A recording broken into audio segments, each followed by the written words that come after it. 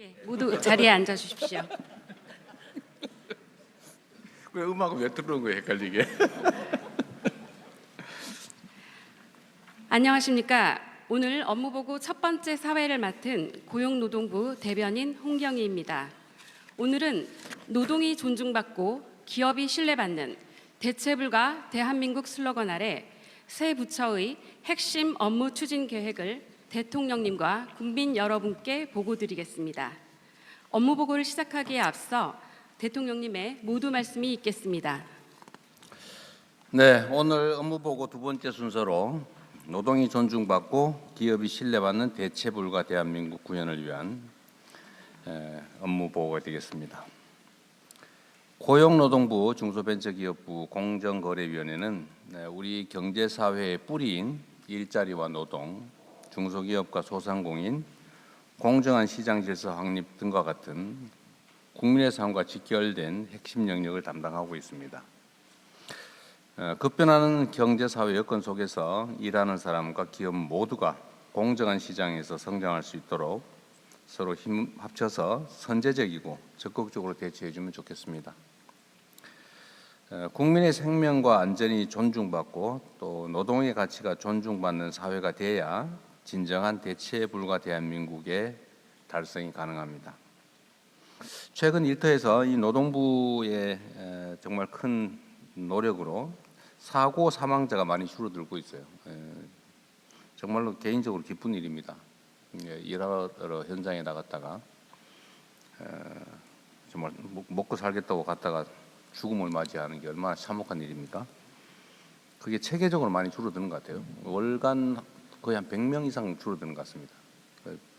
과거 같으면 이 세상에 없을 사람들이 아직도 살아남을 수 있게 한 거 정말 큰일 하셨어요. 우리 노동부 장관님과 직원들 위해서 박수 한번 하겠습니다.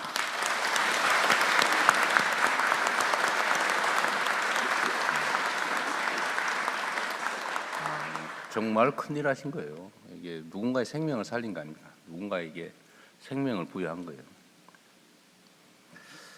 임금 체불액도 감소세로 전환됐죠. 총액도 그렇고 회수율도 높아지고 아주 잘하셨습니다. 여기 안주하지 말고 또 안전하게 정당하게 보상받는 일터가 되도록 총력을 다해 주기 바랍니다. 앞으로도 할 일이 많죠. 대한민국의 미래인 청년 고용 상황은 여전히 안 좋습니다. 청년이 원하는 좋은 일자리가 확대될 수 있도록 기존의 틀을 뛰어넘는 혁신적 대책을 마련해 주면 좋겠습니다. 인공지능 시대에 늘어나는 비정형 노동자들도 빈틈없이 보호받을 수 있도록 사회 안전 매트를 두텁게 강화해 나가야 되겠습니다. 대한민국 경제의 뿌리이자 진정한 버팀목인 중소기업의 성장은 모두의 성장을 위한 필수 조건입니다. 올 상반기 중소기업 수출 역대 최대치 달성이라는 성과가 있었습니다. 정말 수고하셨어요. 중소기업이 보호를 넘어서 제조 혁신을 통해 지속 가능한 성장 기반을 갖출 수 있도록 지원 정책이 많이 필요하겠습니다. 아이디어만 있으면 실패의 두려움 없이 창업에 도전할 수 있도록 지원하는 모두의 창업 프로젝트도 흔들림 없이 추진해 주시기 바랍니다. 이게 이제 산업 형태가 바뀌어서 이제 좋은 기업에 고용되는 이게 비중이 점점 줄어들고 있어요. 또 일자리 질도 좀 떨어지고 특히 인공지능이 일반화되면 더욱더 이런 경향이 심해지겠죠. 그런데 좋은 일자리를 찾는 수요는 점점 많아져서 결국은 저는 창업으로 돌파를 해야 되지 않을까 하는 생각을 가지고 있습니다. 우리 총리께서도 중기부 계실 때 똑같은 생각을 가지고 계셨었는데 지금도 마찬가지일 거고 하여튼 대한민국이 창업 중심 국가로 대전환을 해야 될 것 같습니다. 성장의 온기가 중소기업, 소상공인 또 골목상권까지 전달될 수 있도록 상생 협력하는 기업 생태계 조성, 또 지역 상권의 활성화, 경영, 금융, 안전망 강화에도 만전을 기해 주기 바랍니다. 공정거래위가 요새 열일하고 있습니다. 공정거래위원 네. 여기 직원 채용은 지금 신규로 얼마까지 몇 명 했어요? 1차 증원은 9월 말에 완료되고요. 167명 167 증원은. 명. 예. 그다음에는? 2차 250명 가량 증원은 올 안에 완료할 예정입니다. 제가 그 대선 선거 때 500명 하겠다고 공언을 했었는데 총 그 합쳐봐야 400명밖에 안 되는데 400명 좀 넘습니다. 예. 어쨌든 필요하면 늘려서 예. 필요한 일을 최선을 다해서 합시다. 예. 공정한 경쟁에 대한 믿음이 있어야 도전하고 또 혁신할 수가 있습니다. 공정하고 신뢰받는 시장은 정상사회의 토대입니다. 그동안 국민 생활과 밀접한 품목에 담합을 제재해서 물가 인상 억제에 기여한 성과가 있습니다. 우리 공정거래위 진짜 많이 했어요. 최근에 돼지고기 담합도 잡아내셨대요. 여기 또 박수 한번 쳐드릴까요?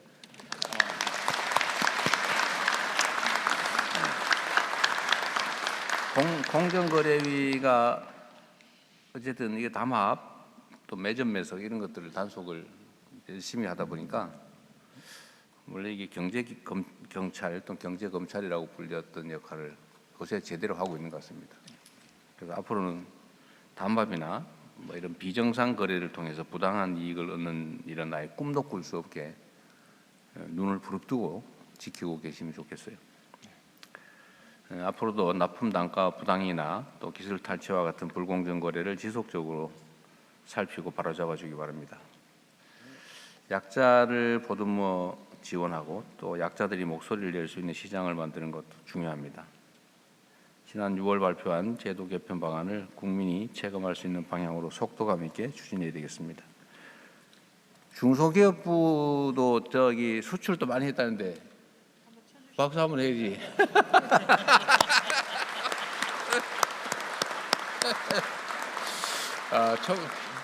총리님이 전임 중소기업부 장관이시라고 저한테 눈치를 막 싹 주셔서 내가 감사합니다. 미안합니다. 아이, 참. 아까 했어야 되는데 까먹고. 네. 자, 국민참여단 그리고 댓글로 참여하실 우리 국민들께서도 업무 보고에 대한 의견 있으면 말씀 주시고요. 어쨌든 여러분들이 열심히 현장에서 맡은 바 직무를 잘해준 덕에 대한민국의 많은 영역에서 성과들이 생기고 또 개선됐습니다.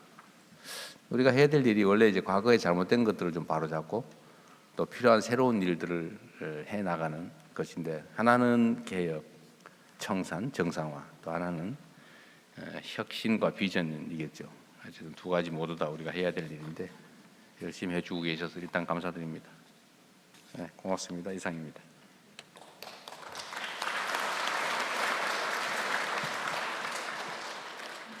네, 대통령님 모두 말씀에 이어 부처 업무 보고를 진행하겠습니다.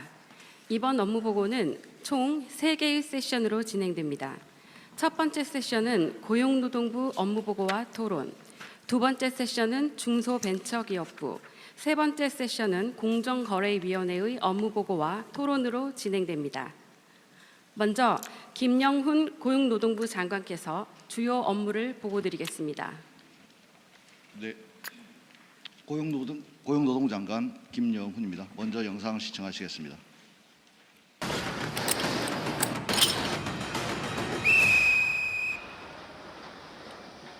안전부 있습니다. 대한민국 반복사고 절대 안돼 안전 어때 아이 월급 줄 돈이 어딨어? 아 몰라 배째. 그거 혼내줘야 되는 거 아니에요? 업무를 해야 됩니다. 재불 없는 나라 어때 감소 어때 육아휴직을 남성들은 쓰라고 하는데 눈치 보여서 못 쓰고 있어서 육아할 때 아빠 어때 행복하면 모두 어때 고용노동부와 함께 행복하면 모두 어때 대체부가 대한민국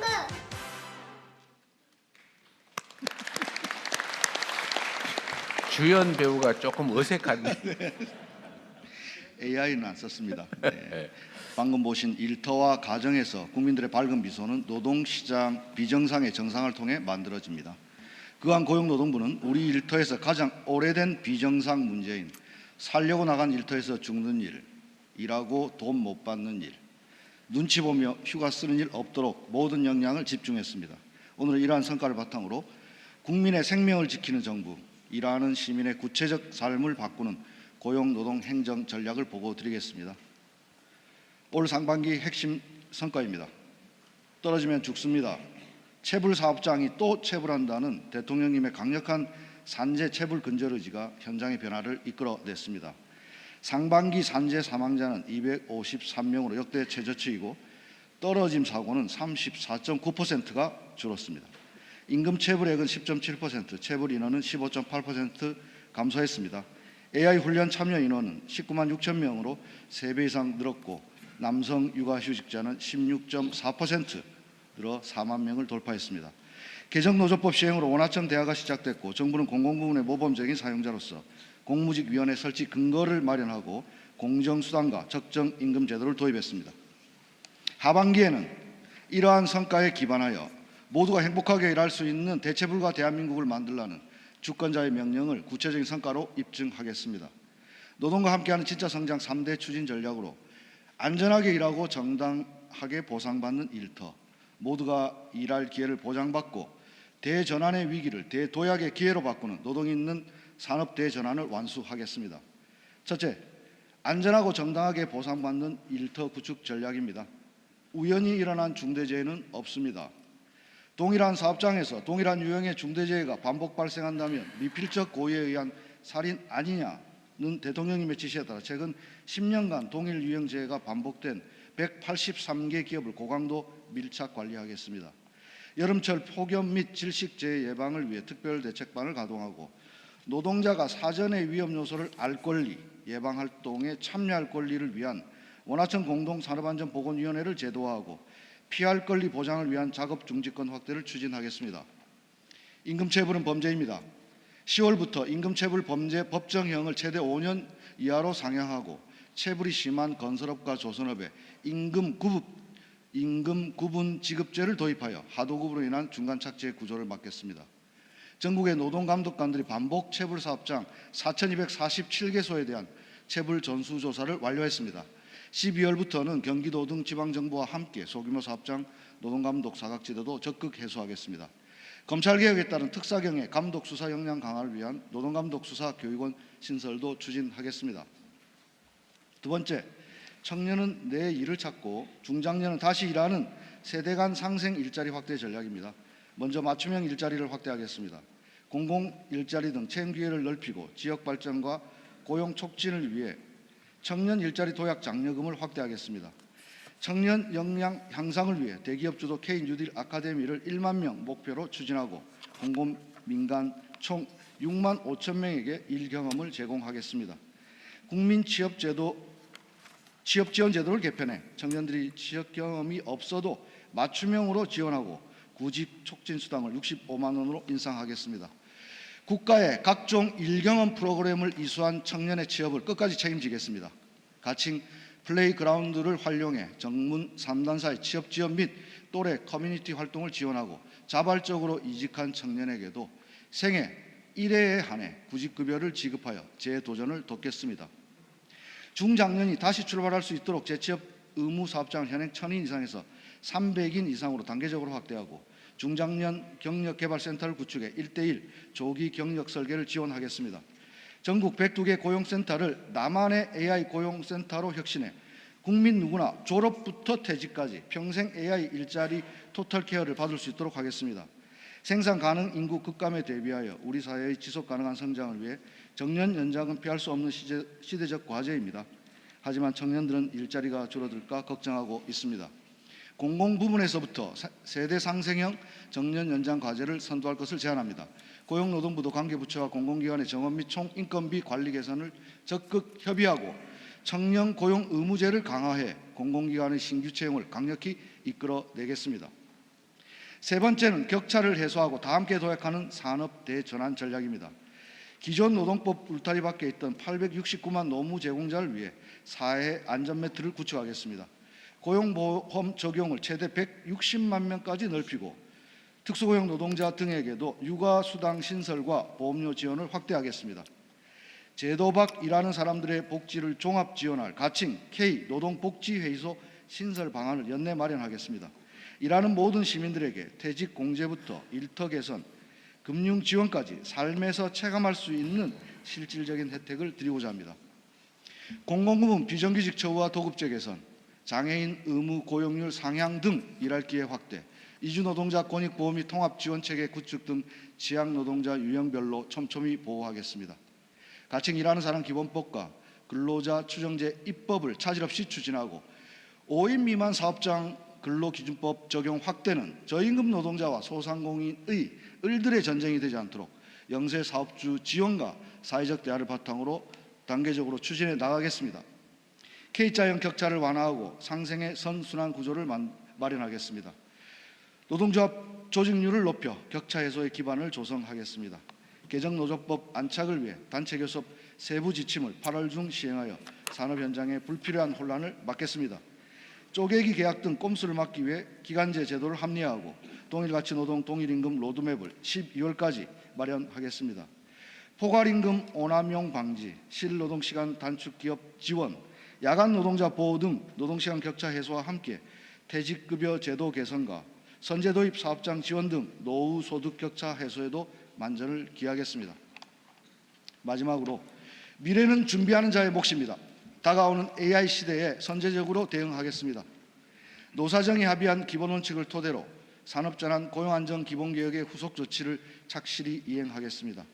AI가 누구에게나 일자리 기회가 되도록 내일 배움 카드를 개편해 기본 직업 훈련을 확대하고 지역 고용 활성화법 제정으로 지역에서 나고 자란 청년들이 지역에서 미래를 꿈꿀 수 있도록 하겠습니다.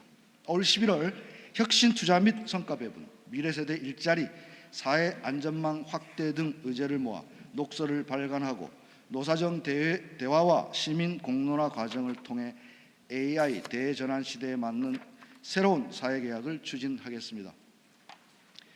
대체불가 대한민국은 이미 대체불가인 위대한 대한국민들이 만든다는 국민주권정부 국정철학에 맞추어 사람을 위한 성장, 존엄을 지키는 노동, 누구도 배제되지 않는 미래를 위해 고용노동부가 앞장서겠습니다. 이상으로 업무보고를 마치겠습니다. 감사합니다.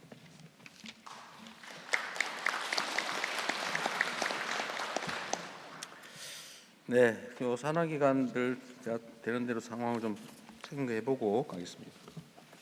자, 근로복지공단 누가 나오셨어요? 예, 근로복지공단 이사장 이쪽에 있습니다. 이쪽에 있습니다. 네. 우리 박준길 이사장이신가요? 예, 그렇습니다. 네. 지금 그 산재 인정 여부 가지고 예, 그 소송이나 재심사 청구 많이 들어오죠. 예, 그렇습니다. 재심사 청구 인용률은 얼마쯤 돼요? 제 심사 청구가 심사나 재심사 하여튼 거기서 어쨌든 원처분에서 기각했는데 예. 받아들여지는 비율이 얼마나 돼요? 그렇게 높지는 못하고요. 한 15% 정도. 15%. 예. 법원에서 패소율은 현재 23% 정도. 28%. 그러니까 대체적으로 심사 재심사를 거쳐서 간 거일 텐데. 예, 거쳐서 많이 갑니다. 거쳐서 갈 텐데 그러면 그 심사 재심사 합치면은 한 40% 정도는 원처분이 뒤집어진다 그 말이에요? 예, 그렇습니다. 그 절반에 가깝게 뒤집어지는데 그 너무 심사가 엄격한 거 아니에요? 예, 지난번에도 대통령께서 지적을 해주셨는데요. 그래서 저희들이 계속 이제 소송에서 패소하는 경우에는 질병 인정 기준을 좀 개선해서 보완을 하라고 하시는데요. 지금 고용노동부와 협의해서 질병 인정 기준을 개선하기 위해서 지금 연구도 하고 있고 준비하고 있고요. 특히 대통령께서 패소를 했으면 가급적이면 법원의 판단을 존중해 주는 게 좋지 않겠냐는 말씀을 주셔서 저희 상소제기율이 원래 25%였거든 작년에. 올해 저희들이 상소제기 기준을 변경을 해서 꼭 필요한 경우만 상소를 하는 것으로 변경을 해서 25%에서 상소제기율 6.5%, 76% 감소시켰습니다. 그 외에도 추정의 원칙을 적용 확대하던 다양한 방법을 좀 강구하고 있습니다. 잘하셨네요. 예. 하여튼 현장에 물론 이제 그 근로복지공단 그 재원을 어쨌든 안전하게 뭐 확충하고 보호하는 것도 중요한데 그 직장에서 일하다가 예. 어쨌든 근로상의 이유로 재해를 입었는데 그 거부당하고 소송하고 심사하고 그 너무 고통스러운 일이어서 하여튼 합리적으로 그렇다고 막 해주라는 얘기는 전혀 아니고요. 합리적으로 잘 판단했으면 좋겠습니다. 예, 꼭 그렇게 하겠습니다. 네. 고용정보원은 특별히 드릴 말씀이 없고 사회적 기업 인증원 이게 원래 사회적 기업 인증은 원래 광역시도에서 하는 거 아닌가요? 어디 계세요? 네. 예, 인증 사무를 해요? 예, 인정 자체는 노동부의 소관 사항이고 저희 진흥원이 하고 있습니다. 노동부가 맡은 인증 업무를 위탁받는 거예요? 예, 그렇게 하고 그 있습니다. 위탁받는 거겠지? 예, 예. 그 사회적 기업은 대한민국의 사회적 기업은 다 여기로 가는 건 아니죠. 다른 부처에도 있지 않을. 예, 부처형 사회적 기업, 부처형 예비 사회적 기업이 있는데요. 네. 인정 사회적 기업 자체는 저희가 모든 독점해서 대한민국의 모든 예, 모든 인증 사회적 사회적 기업은 예. 다 여기서 합니까? 예, 예, 그렇습니다. 지금 인증 사회적 기업이 몇 개나 돼요, 대충? 올 6월 말 기준으로 3,729개입니다. 이게 지금 늘고 있어요, 줄고 있어요? 지난해 그 24년 25년도에 그때는 뭐 그 증가 속도가 줄었다가 네. 상당히 둔화되면서 올 상반기에 상당히 증가했습니다. 네. 88개로 증가했고 지난해 상반기보다 많이 늘어났습니다. 상반기 기준으로는 많이 예. 늘어났다. 예, 예. 올해 늘어난 게 88개? 88개. 지난해 상반기는 65개였습니다. 지난해 상반기도 꽤 늘어났네요. 예, 뭐 그렇습니다만 최근 들어서 전 예. 정부에서는 맞습니다. 사회적 기업에 대한 별로 시각이 그렇게 우호적이지 않았잖아요. 지원제도 자체가 많이 축소됐습니다. 그런데도 하여튼 작년 전반기에 65개나 생겼다. 예, 예, 그렇습니다. 오, 희한하네. 지원을 그렇게 많이 못 해주는데도 그렇게 계속 생겨나고 있었다 그 말인가요? 아무래도 지난 정부에서 증가 속도가 크게 둔화된 것은 사실입니다.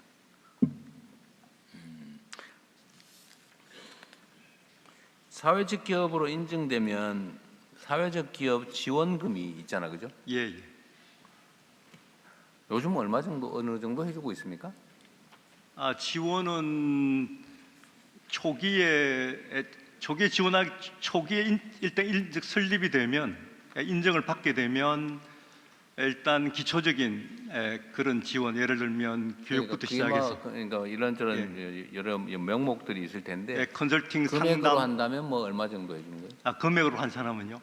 금액으로 지원해 주는 거. 금액으로 지원하면 그게 저희가 이제 스텝업 사업이라 해가지고 단계적으로 지원하는데 한 60억 정도 되지 않을까 생각합니다. 개별 기업당. 개별 기업당은 그 산출하기가 조금 쉽지 않은 것 같습니다. 규모에 따라 다 달라요. 그건 계량화 수량하기가 좀 쉽지 않은 여러 가지 지원이 있어서 그런데 총량으로는 지금 배정된 예산이 한 60억 정도다 그 말이에요. 배정된 예산이 사실은 초기 기업보다는 초기와 중기 아마 성장기까지 합쳐서 한 60억 정도 되는 거죠. 그렇습니까? 그러니까 기타 또 판로 지원이나 기타 또 지원까지 합치면 그보다 훨씬 많이 지원되는 것인데 저희 올해 사업 자체는 680억 정도 이렇게 되어 있습니다. 전체 사회적 기업 예산이? 예, 680억입니다. 예.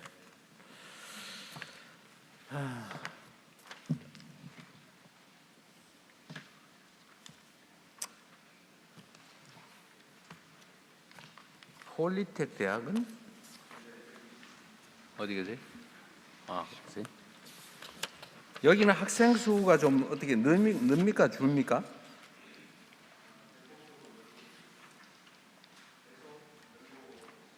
아 그래요? 저희들의 학위 과정 작년에 경쟁률이 50% 늘었고 등록률이 한 18% 정도 는 상황이고 수요가 또- 계속 는다고요? 예 그렇습니다. 예. 그 신중년 과정에 대해서도 우리 목표가 7,500명을 잡았는데 작년에 9,000명이 넘게 교육을 받고 있고 전반적으로 지금 9만 명 교육을 하는데 앞으로 10만 명을 곧 초과하리라고 저희들이 예상하고 있습니다.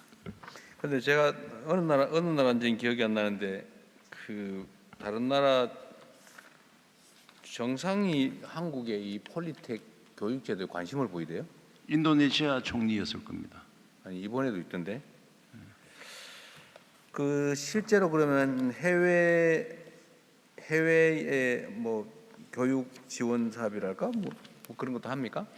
예, 지금 대통령께서 말씀하신 대로 인도네시아 총리가 그런 말을 하셨고 지금 스탄 국가에서도 저희 폴리텍을 통해서 K 직업 교육을 좀 해주기를 강력히 요구하고 있고 이 부분에 관해서는 노동부와 협의하고 있습니다.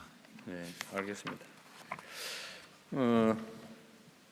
이 노동부 업무 소관에 대해서 우리 국민참여단 의견 있으시면 말씀하십시오.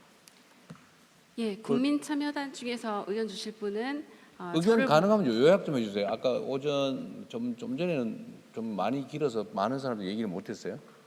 짧게 요지만 해주면 좋을 것 같아요. 예, 여기 검은 옷 정장 입으신 여성부터 먼저 하겠습니다.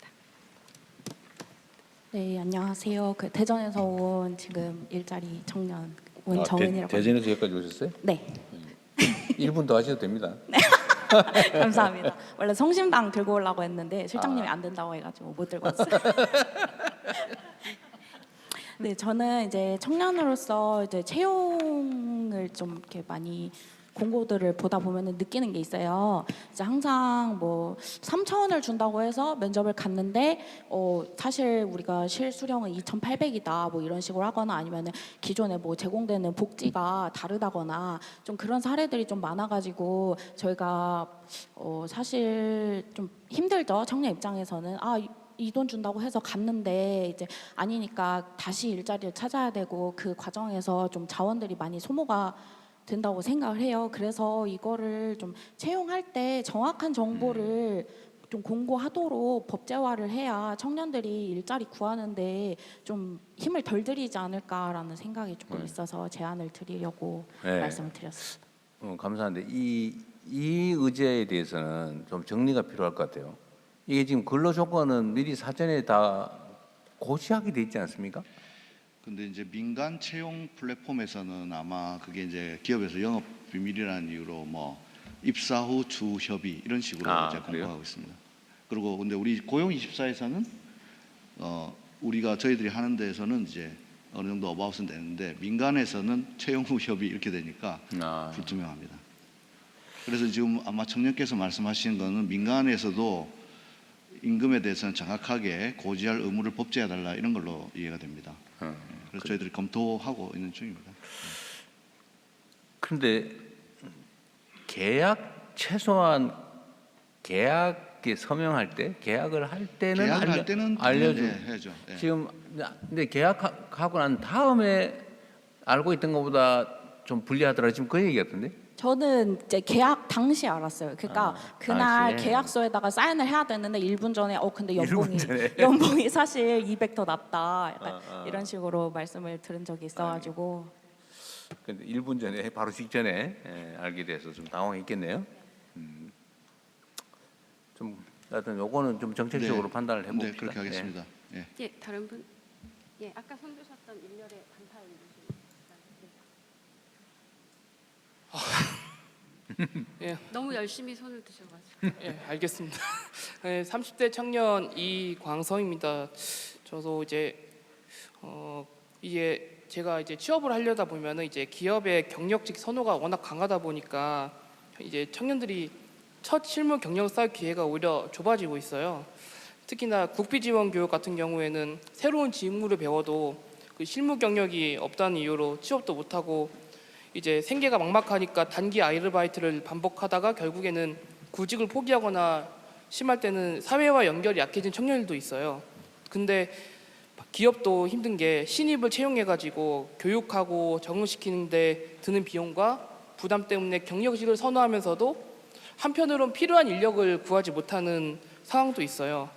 결국은 청년은 경력을 쌓을 기회를 얻지 못하고 기업은 경력이 없는 사람을 채용하기 부담스러워하는 악순환이 있다 보니까 이제 여러 가지 지원 제도는 있지만 이게 지원금의 존재 자체가 아니라 그 지원이 실제로 청년의 첫 취업과 첫 경력을 얼마나 만들어내고 있느냐는 점을 봐야 될 것 같습니다.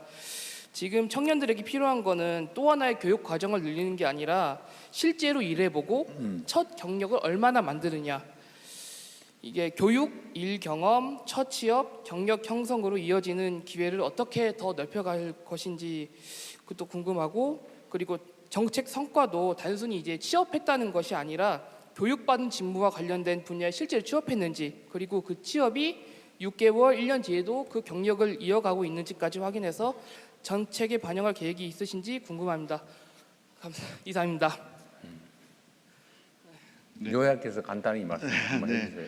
너무 준비된 공감되는 말씀입니다. 지금 기업에서는 경력직 선호하고 청년들은 취업을 못해서 경력이 없는데 경력직 선호하는 악순환에 빠진다는 것이고, 기업 입장에서도 너무나 급변하는 경제 여건 속에서 언제 신입 교육시켜가지고 또 할 건가 하는 고민도 청년 입장에서 이해해 주시니까 정말 감사한데, 그래서 저희들은 국가가 첫 경력을 쌓을 수 있도록 하는 여러 가지 제도들을 고민하고 있고, 그 대표적인 것이 K 뉴딜 아카데미입니다. 지금 당장 현업에서 쓸 수 있는 것들이 뭔가라는 것들을 경험할 수 있도록 하는 것인데요. 문제는 이제 그동안에 KDT라든지 K 뉴딜 아카데미라든지 아니면 교육부에서 하고 있는 부트캠프라든지 여러 가지 일경험 교육 프로그램들이 있는데, 그것 이수하고 나서 취업으로 연결이 안 됐을 때 희망 고문만 한 거 아니냐, 이런 또 우려가 있어가지고 아까 제가 보고 드렸듯이 하고자 하는 청년들에게는 국가가 끝까지 취업될 때까지 책임지고, 또 취업뿐만 아니라 다른 것들도 같이 지원해가지고 국가 가칭 뭐랄까요? 국가가 청년들의 첫 경력을 책임진다라는 것들을 지금 구상하고 있고, 아마 얼마 전에 정책실장님께서도 그러한 내용으로 저희들이 또 말씀하신 바도 있고 하기 때문에 아마 조만간 그런 것들에 대한 담대한 계획이라면 담대한 계획이라 할까요? 국가가 청년들의 첫 경력을 책임지는 그런 제도를 설계하겠습니다. 기업 입장에서도 신입 없는 경력은 없습니다. 신입 없는 경력 없기 때문에 지속 가능하지 않다는 점도 분명한 사실이기 때문에, 그렇다면 기업의 어려움, 청년의 어려움을 국가가 대신 함께 나눠주면 어떨까, 이런 차원에서 고민하고 조만간 발표하도록 하겠습니다. 그래. 한 번 더. 이번엔 두 번째 줄 가서 양복이. 안녕하십니까. 충남 서산에서 온 김춘성입니다. 항상 저 대통령님께서 산업 현장의 그 산재 예방을 위해서 관심을 가져주시는 데서 굉장히 국민의 한 사람으로서 감사드립니다. 오늘 장관님한테 좀 여쭙겠습니다. 지금 올해 2026년도 상반기에 아까 이제 박수를 많이 받으셨습니다. 굉장히 유의미한 효과의 어떤 산재 예방 10% 이상 나타났고, 그리고 이제 떨어짐 사고 산업 현장이 아주 고질적인 문제인데 한 30% 이상이 좀 개선이 됐습니다. 제가 이제 현실적인 좀 질문을 좀 드리겠습니다. 궁금한 게 있는데, 지금 산업 현장에서 원래 재해가 많이 발생되는 업종이 건설 업종이 굉장히 비중이 높습니다. 통계상으로 한 40% 정도 차지하고 있고, 그 중에서 이제 재해 형태로 보면은 거의 한 34% 정도가 떨어짐 사고로 많이 발생이 되거든요. 근데 이제 지금 보면은 올해 이제 나타나는 그 효과를 봤을 때 현장에 이제 건설 경기가 굉장히 다운돼 있어요, 사실적으로. 그래서 지금 나타나는 지표 자체가 어느 정도의 그 신뢰성을 가지고 있는지 그런 부분도 궁금하고, 제가 이제 이 말씀을 드리는 이유는 굉장히 노력을 하셔가지고 수치가 낮아졌는데 이 상황을 계속해서 연장을 시키고 이어가야 되는 그런 게 있다고 생각을 합니다. 그래서 이제 그렇게 하려고 그러면은 정확한 결과에 대한 원인을 알고 계셔야 되는데 그게 어느 정도 영향을 미쳤는지 궁금합니다. 이상입니다. 자, 그거는 추후에 좀 분석해 보기로 하고요. 그게 아무래도 뭐 건설 경기 부진도 영향이 있겠죠. 또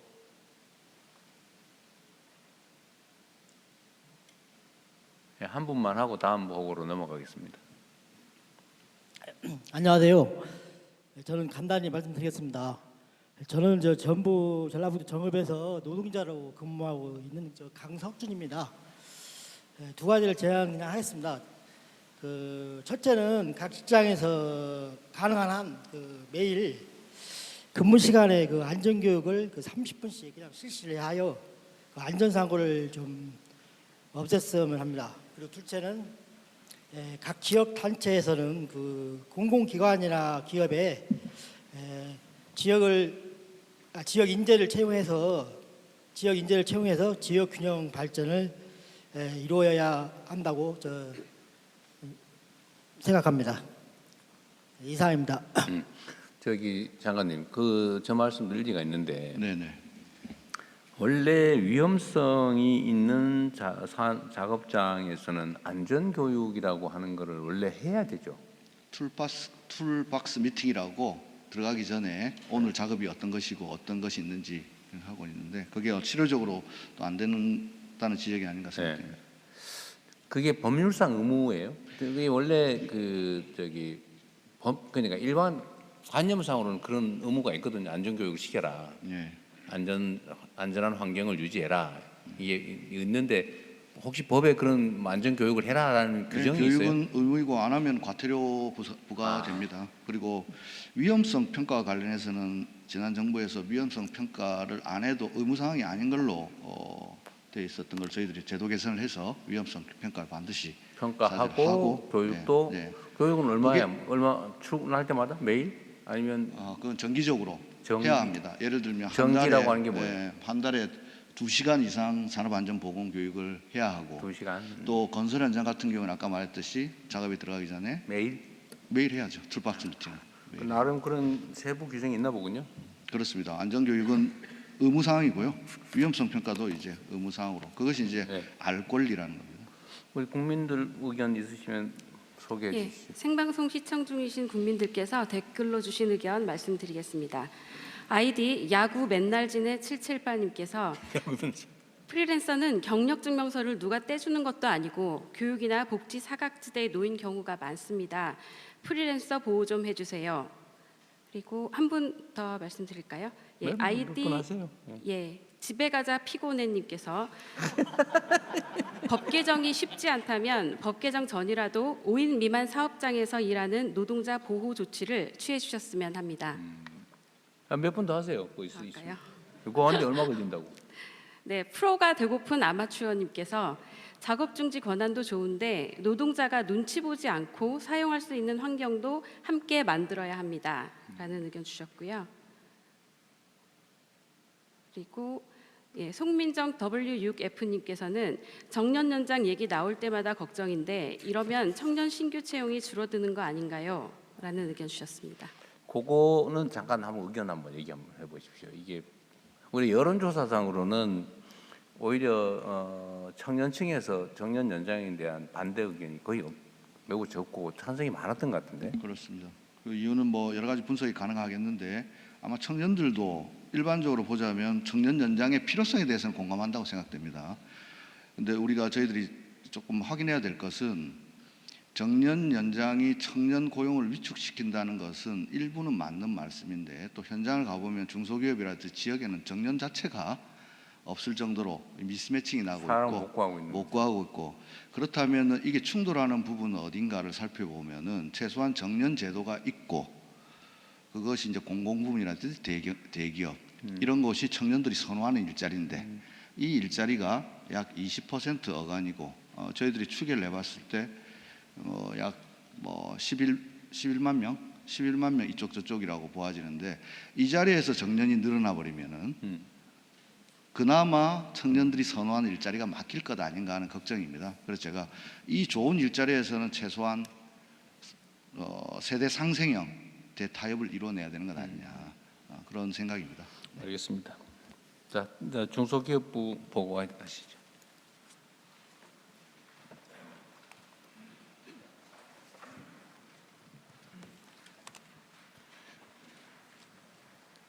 네, 안녕하십니까. 중소벤처기업부 대변인 김지연입니다. 두 번째 세션은 중소벤처기업부 업무보고입니다. 먼저 노영석 중소벤처기업부 장관 직무대행이 보고드리겠습니다. 네, 중소벤처기업부 장관 직무대행 1차관 노용석입니다. 보고에 앞서 현장의 목소리를 담은 영상 먼저 시청하시겠습니다.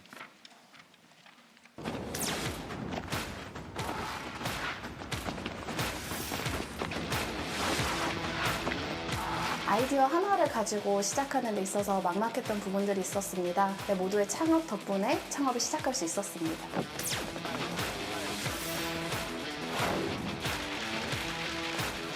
점프업을 다 집중해서 지원을 해주다 보니까 글로벌에서 또 한 번 저희가 크게 경쟁하고 성장하는데 큰 힘이 되었다고 생각합니다.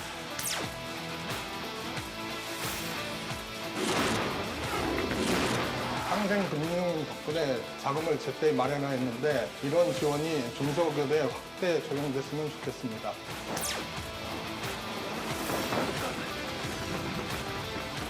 소상공인도 아프면 쉴 수 있고 아이를 돌볼 수 있는 그런 기본적인 권리가 보장이 되었으면 좋겠습니다.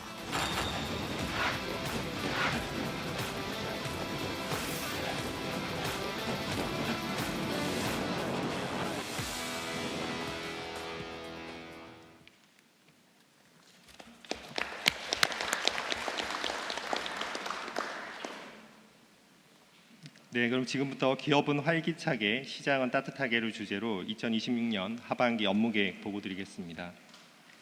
지난해 업무보고에서 4가지를 약속드렸습니다. 소상공인에게 활력을 더하고 창업 벤처를 활성화하며 제조 중소기업의 혁신과 성장을 지원하고 공정과 상생의 생태계를 만들겠다고 보고 드렸습니다. 먼저 그간의 성과를 간략히 말씀드리겠습니다. 첫째, 국가 창업 시대를 여는 첫 발걸음을 내디뎠으며 벤처 투자도 확대했습니다.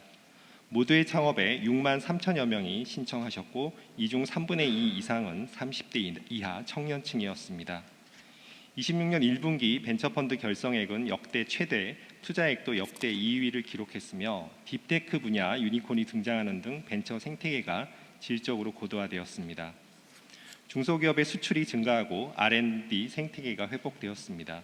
금년 상반기 중소기업 수출은 640억 달러로 역대 최대를 기록했고 역대 최대 2조 2천억 원 규모 중소기업 R&D를 통해 연구계의 신뢰가 회복되고 있습니다. 소상공인의 위기를 관리하고 소비를 촉진했습니다. 경영위기 소상공인 대상으로 위기 알림톡을 28만 8천 건 발송하고 이 중 5천 건 이상을 연계 지원했습니다. 중동전쟁 등 어려운 여건에도 동행축제 등에 힘입어 소상공인 경기 회복세가 유지되었습니다. 공정과 상생의 문화를 확산하고 수요자 중심 행정도 이루었습니다. 범부처 기술탈취 신문고를 개설한 결과 예년보다 3배 이상의 신고가 접수되었습니다. 대중소 성과 공유 금액이 34% 증가하는 등 상생협력 문화가 확산되었습니다. 중소기업 지원 사료 사업 신청 서류를 절반으로 줄여 정책 고객에 총 57만 시간을 절약해드렸고 지원 시책 생중계도 15회 실시하는 등 실시간 소통하고 있습니다. 다음은 하반기 정책 방향입니다. 첫째, 창업부터 제도전까지 중소기업의 성장 사다리를 만들겠습니다. 둘째, 성장의 온기를 전통시장, 소상공인 등에 확산하겠습니다. 셋째, 중소기업 정책에 헝클어진 머리를 과감히 빗겠습니다. 이상 3대 정책 방향을 통해 모두가 성장하는 대체불가 대한민국을 만들겠습니다. 정책 방향별 세부 과제입니다. 먼저 중소기업 성장 경로 체계화입니다. 첫째, 국가 창업 열풍을 지속 확산하겠습니다. 모두의 창업 2차 프로젝트에서 혁신 창업가 1만 명을 선발하고 도전의 문을 보다 활짝 열어 제도전에 대한 지원도 강화하겠습니다. 창업의 열풍이 지역으로 확산되도록 창업도시 6곳을 추가 선정하고 창업 커뮤니티 조성 등을 통해 지속 가능한 지역 창업 생태계를 조성하겠습니다. 아울러 지난 1차 프로젝트에서 발생한 정보 유출이 반복되지 않도록 창업가의 아이디어를 보호하고 외부 전문가를 통해 플랫폼 보안을 철저히 개선하겠습니다. 다음은 신성장 분야 글로벌 혁신 기업을 육성하겠습니다. 신안보 분야는 지난 6월 말 미래 신안보 혁신기업 육성 전략 회의에서 발표한 대로 신속 조달 체계, OTA형 R&D, 한국형 인큐텔 등을 통해 혁신 기업을 육성하겠습니다. 제약바이오, 기후테크, K소비재, 제조 AI 분야 역시 관계 부처들과의 협력을 통해 글로벌 혁신 기업을 육성하겠습니다. 이들 혁신 기업에 대해서는 다년도 대규모 묶음형으로 기업당 5년간 최대 400억 원 이상을 집중 지원하겠습니다. 다음은 지역 유망 기업 등을 국가대표 기업으로 도약시키겠습니다. 먼저 국가대표 도약기업 3,000개사를 육성하기 위해 매출 규모 100억, 500억, 1,000억으로 이어지는 성장 단계별 점퍼 프로그램을 만들겠습니다. 벤처기업이 꾸준히 성장할 수 있도록 모태펀드에서 국민성장펀드, 국부펀드, 글로벌 VC 등으로 이어지는 벤처투자 이어달리기 체계를 만들겠습니다. 수출 단계, 품목, 시장별로 맞춤형으로 집중 지원하고 정상외교 성과를 기반으로 K 브랜드의 글로벌 진출을 뒷받침하겠습니다. 다음은 실패는 제도전의 기회, 위기는 제도약의 계기로 바꾸겠습니다. 성실 실패자의 질서 있는 사업 정리를 유도하고 실패 사례 DB 구축 등 실패 경험을 자산화하는 한편 교육부터 공간 제공, 자금 공급까지 제도전 기업의 성장을 체계적으로 지원하겠습니다. AI 기반의 위기 경보 알림 시스템을 구축하여 재무 위기 기업에게는 구조 개선과 회생을, 사업 전환이 필요한 기업은 유망 신산업으로 업종 전환을 촉진하겠습니다. 다음은 성장의 온기를 확산하기 위한 세부 과제입니다. 먼저 활력 있는 전통시장과 지역 상권을 만들겠습니다. 지방정부와 함께 노후 아케이드를 교체하고 지역 상권을 관광 명소로 만들겠습니다. 전통시장의 온라인 배송을 활성화하고 AI 자율 경영식당 모델을 확산하겠습니다. 다음으로는 소상공인의 기본사회 보장 체계를 구축하겠습니다. 일 가정 양립을 위해 육아를 지원하고 고용 산재 보험도 지원하겠습니다. 중저신용 소상공인을 위한 포용 금융을 추진하겠습니다. 세 번째는 상생 생태계를 확정하고 공정거래 환경을 조성하겠습니다. 성과 공유제와 상생협력 기금을 확대하고 플랫폼, 금융, 방산 분야의 상생평가를 도입하겠습니다. 불공정 거래 피해 분쟁 조정 전담 체계를 구축하고 중소기업의 단체 협상권을 강화하겠습니다. 다음은 사회 연대에 기반한 중소기업의 성장 기틀을 마련하겠습니다. 성장형 사회 연대 경제 기업 지원 체계를 마련하고 임직원 기업 인수 등을 통해 주인이 바뀌어도 기업은 영속할 수 있도록 제도를 정비하겠습니다. 마지막 정책 방향은 중소기업 지원 정책의 헝클어진 머리 빗기입니다. 중소기업 지원 사업은 전부처 유사 중복 사업을 통폐합하고 절감 재원을 역점, 성장, 지역 중심으로 재투자하겠습니다. 스타트업 규제는 관련 협단체, 국회와 협력하여 불필요한 규제는 폐지하고 필요한 규제는 합리화하겠습니다. 국내 모든 기업의 데이터를 축적하고 이를 토대로 성과 평가와 정책 수립에 활용하겠습니다. 다음은 비정상의 정상화 과제입니다. 먼저 중소기업 기술보호 체계를 선진화하겠습니다. 피해 입증이 쉽게 이루어질 수 있도록 한국형 증거 개시 제도를 도입하고 기술탈취 과징급 50억 원 상향 등 기술탈취 근절 3종 세트를 제도화하겠습니다. 중소기업 지원사업 비리도 원천 차단하겠습니다. 유사중복 방지 시스템을 도입해 제3자 개입을 사전적으로 예방하고 경제적 제재 근거 마련, 신고센터 운영, 포상제 도입 등을 통해 부당 개입 이익보다 적발 시 손해가 더 커지도록 제도를 설계 운영하겠습니다. 대체 불가 대한민국 중소기업과 함께 만들겠습니다. 감사합니다.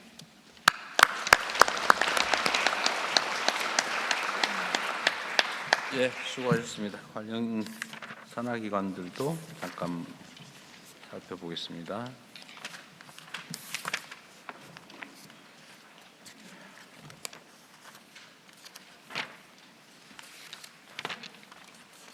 기술보증기금은 어디 계세요? 기술보증기금은 지금 연간 보증 총액이 얼마쯤 됩니까? 대략 6조 원 규모로 6조 원? 예, 있습니다. 뭐 연평균은 계속 얼마 정도예요? 예, 연평균 6조 원? 그렇습니다. 연평균 최근에 6조 원으로 증대되어 있습니다. 그 시스템은 어떻게 되는 거예요? 뭐 기술 관련 기업들을 보증해 주는 거예요? 그렇습니다. 주로 이제 일반 중소기업보다는 기술 중심 중소기업을 위주로 보증하고 있습니다. 뭐 대출 보증해 주는 거예요? 그렇습니다. 저희 보증을 바탕으로 보증서를 은행에 제출하면 은행이 이제 그거를 바탕으로 대출을 해주는 제도입니다. 기술의 상품화를 지원하는 그렇습니다. 방식인가요? 예, 예. 6조 원. 그 연간 6조 원이면 기업 숫자는 얼마나 돼요? 숫자는 아직 정확하게 연간 대충. 아직은 파악 못했습니다. 예, 숫자는 대충 알 수 있지 않을까? 그러면 개별 기업들의 보증액은 얼마쯤 돼요? 그러면? 평균 약 한 2~30억에서 많게는 200억까지 알고 있습니다. 알겠습니다. 그 연간 보증 수요는 어때요? 많겠죠? 이거 언제나 부족하겠지? 그렇습니다. 지금 뭐 안 그래도 AI 혁명, 4차 산업혁명 때문에 기술 기업에 대한 수요는 굉장히 폭증하고 있는 상태입니다. 기술 기업의 수요가 그렇습니다. 그러면 지금 보증 수요 대비 이제 보증을 6조 원 정도 해주니까 그 보증해주지 못하는 수요 기업들의 뭐 예를 들면 요구 보증액 그건 어느 정도예요? 그 부분은 아직 파악을 못했습니다. 그 대체로 저희 이제 기술 보증 기금은 뭐 담보가 좀 부족하더라도 기술력이 있거나 또는 재무 상태가 좀 기준에 미치지 못하는 기업들이라도 보증을 해주고 있는데 그 탈락한 기업들의 보증 수요가 얼마인지는 아직은 파악 못했습니다. 많기는 많은 거죠. 그렇습니다. 그러면 그걸 추가로 보증을 해주려면 어떤 조치가 필요합니까? 저희가 그 실제 재원이 필요해요. 보증. 그렇습니다. 그 하이닉스 3전 이런 효과가 중소기업까지 그 낙수 효과가 일어나도록 보증 조건을 완화한다든지 보증료를 감면한다든지 심사 기준을 좀 완화하는 그런 정책을 지금 펼치고 있습니다. 그걸 하려면은 출자 재원이 필요합니까? 그렇습니다. 출자 재원이 많을수록 좋고요. 저희는 지금 이제 출자 재원은 어디서 와요? 주로 이제 예산에서 오고 있습니다. 예산에서. 네. 저희는 이제 출자를 해주시면은 그 금액만큼 하는 게 아니라 보증 배수가 약 10배이기 때문에 그 10배 지금 연간 예산에서 그 보증 재원으로 얼마가 옵니까? 예산은 그 기금 예산은 한 3조 9천억 정도로 알고 있습니다. 아니 그렇게 많이 갈 리는 없고. 중기부 장관 직무대행입니다. 보통 이제 사고율이라든지 이런 걸 감안해서 기금을 이제 보전해주는 형태로 운영하고 있기 때문에 아니면 특약 보증 등 통해서 특정 목적을 정해서 이제 고 예산을 추가로 지원해드리기도 하기 위한 정부의 출연 예산이 얼마 정도예요, 그러니까? 뭐 해마다 조금씩 다르지만 말씀하신 대로 몇 천억 수준으로 지원하고 있습니다. 매년 이렇게 정부 예산의 형편에 따라서 몇 천억씩 하고요. 5천억 정도. 추경을 하게 되면은 그때 또 이렇게 추가로 하는 경우가 많습니다. 지금 기업들에게 하는 예를 들면 보증이 신용 보증도 있고 그죠? 기술 보증이 있고 이 두 개가 대표적인 것 같은데 그거 말고 또 뭐 있어요? 지역 신용 보증이라고 소상공인 대상으로 하고 있습니다. 보증 기금 그 두 가지밖에 없어요. 신용 보증, 신용 보증 기금, 기술 보증 기금, 지역 신용 보증 기금 세 가지 보증이 있습니다. 보증 수요는 많고 근데 이게 지금 선순환이 안 되고 예를 들면 보증 사고가 나면 이제 대신 물어줘야 되고 뭐 구상은 거의 불가능할 테고 사실은 구상이 일부 되긴 하지만 이제 사고가 나면 손실로 이어진 경우가 많다고 했습니다. 그러면 그걸 다시 채워 넣기가 어려우니까 출연을 계속해야 되는 상황이군요. 그러니까 신규 사업을 위해서 출연하는 경우도 있고 대통령 이제 사고율을 보전하기 위한 출연이 있고 두 가지 출연이 있습니다. 알겠습니다. 소상공인 시장진흥공단. 예, 알겠습니다. 여기는 주된 사업이 지원 사업이겠죠? 예, 그 사업 보조 사업이 있고요. 그다음에 융자 사업이 있습니다. 융자 사업. 예. 융자 사업은 연간 규모가 얼마나 됩니까? 융자 사업은 보통 3조 6천억 정도 됩니다. 이용자 숫자는? 이용자 숫자는 거의 숫자는 제가 네, 잠깐만요. 뭐 한 개 업체당 얼마 70만 개 예, 정도. 70만 개. 대상은 70만 개인데 연간 취급하는 거 70만 개를 취급하지 못할 거고 대상은 훨씬 더 많습니다. 790만 중에 620만 정도가 대상이고 실제로 이제 그중에 나가는 실제로 게 연간 72만 7천 개 정도가 72만 개가 우리 저 보증을 해주고 있어요. 그러니까 직접 대출도 있고 직접 그러니까 대출. 이 소진공은 대출을 직접 하고 있습니다. 직접 대출이 1조 2천억 정도 되고요. 그 다음에 대리 대출이 2조 5천억 그러니까 정도. 규모가 대출 규모나 보증 규모가 좀 액수가 적네요. 수요에 비해서는 적다고 보셔도 될 것 직접 같습니다. 대출은 1,000만 원 안팎입니다. 네. 지금 요즘은 이 상인들의 자영업자들의 예를 들어 신용 상태가 매우 나빠서 예, 너무 이번에 코로나 저하돼가지고요. 지나면서 너무 많이 나빠졌잖아요. 예. 연장 연기해주고 있는데 코로나 때 그 대출금 정책 자금 대출해준 게 지금 계속 연장되고 있죠. 예, 그게 계속 연장되는데 거기를 또 저희들이 너무 대출 자금을 못 갚아가지고 최근에 2년 정도 더 연장해주고 1% 낮춰주는 그 분할 상환 제도를 했었는데요. 그나마 그거 해드리니까 좀 도움이 됐는지 한 95% 정도 자금이 나갔습니다. 장관님 그때 코로나 때 정부가 지원을 해준 게 아니라 대출을 해주는 거죠. 바람에 예, 대출을 너무 많이 자영업자들 해가지고 상황이 너무 안 좋죠. 그게 계속 축적되고 있습니다. 그게 지금 저희한테는 제일 지금 부담이 되는 그런 문제입니다.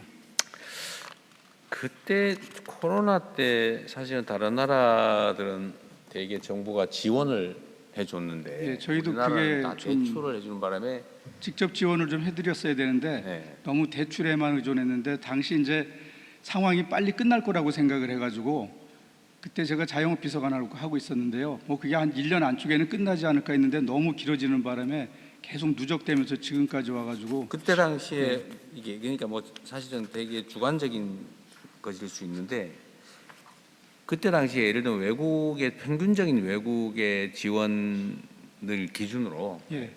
매우 이제 추상적이긴 한데 예.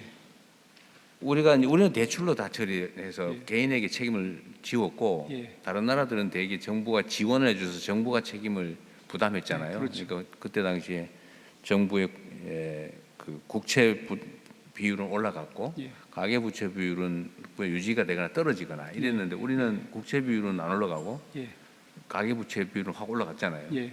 근데 그 금액이 예. 얼마쯤 되는지 혹시 추산해 보거나 생각해 본 거 있어요?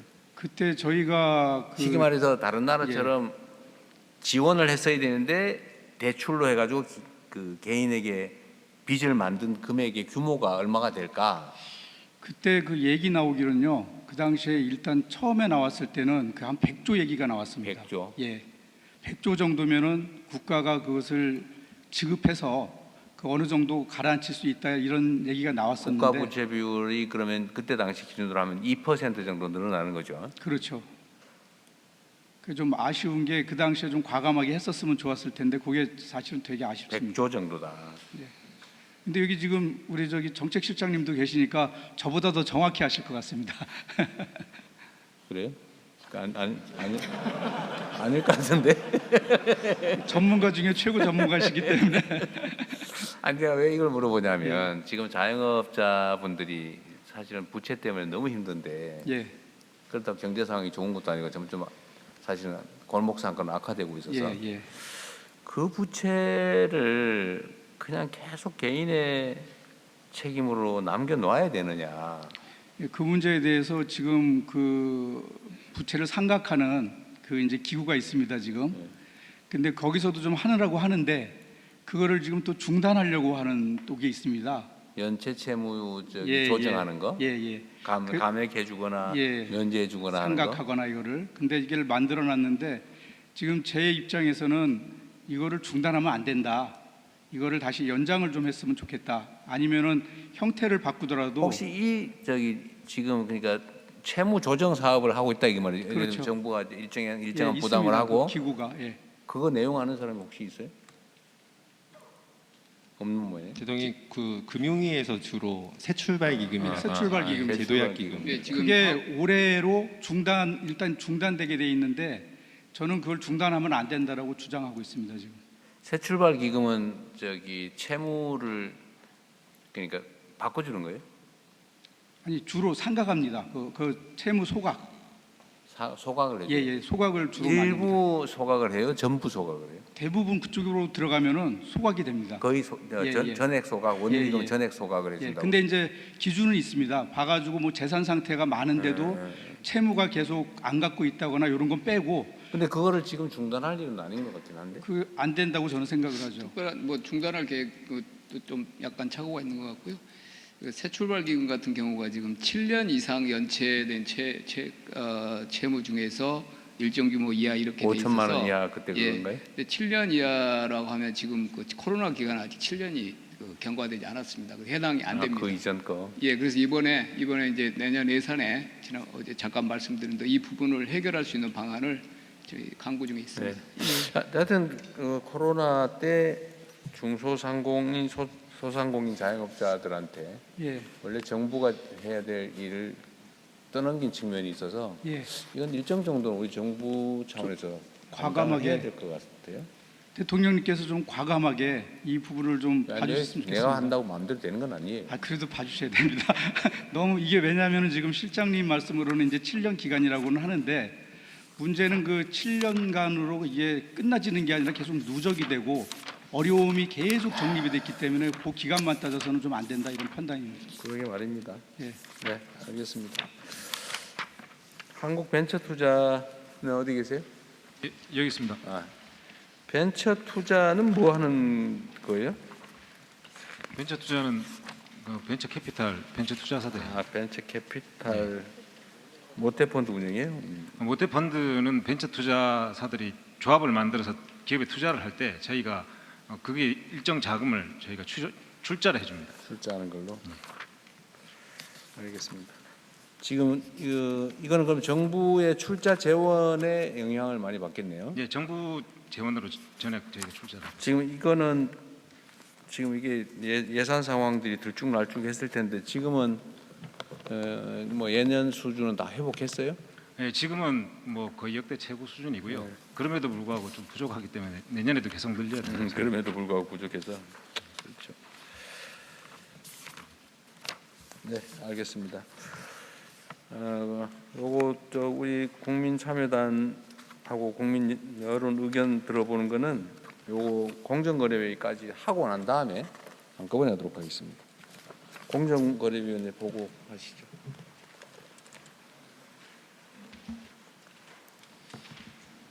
공정거래위원회 대변인 한경종입니다.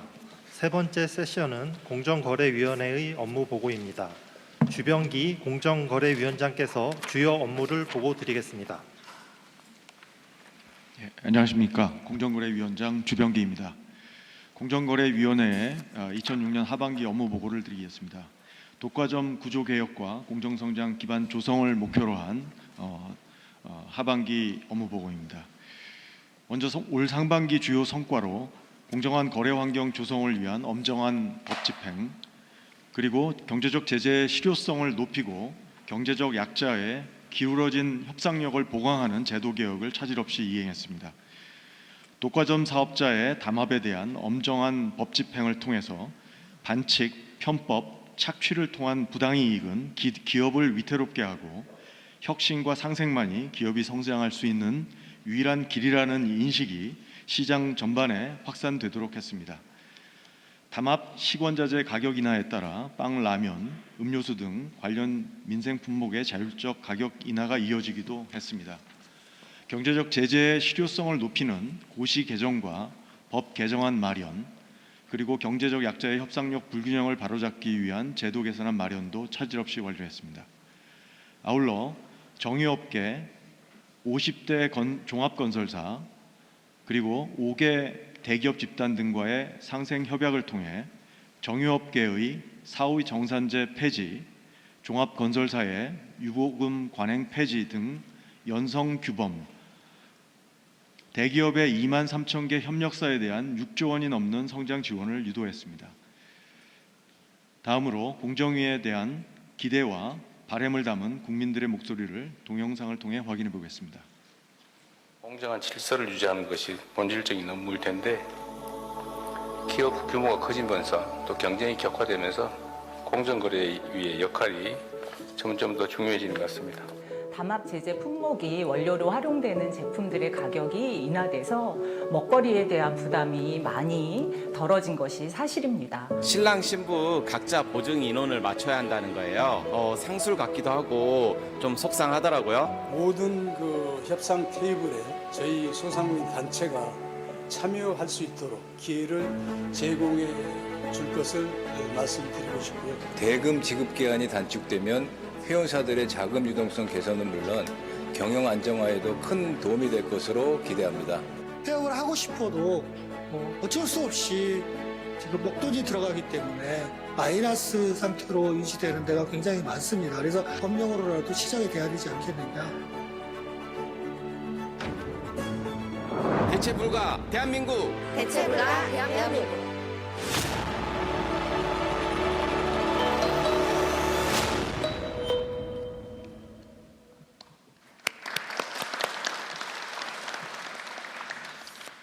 우리 경제의 지속 가능한 발전, 국민 모두의 공정 성장이 실현되기 위해서는 모든 경제 주체가 힘의 균형 속에서 개인의 행복, 창의와 혁신을 추구할 수 있는 공정한 시장 시스템이 뿌리 내려야 합니다.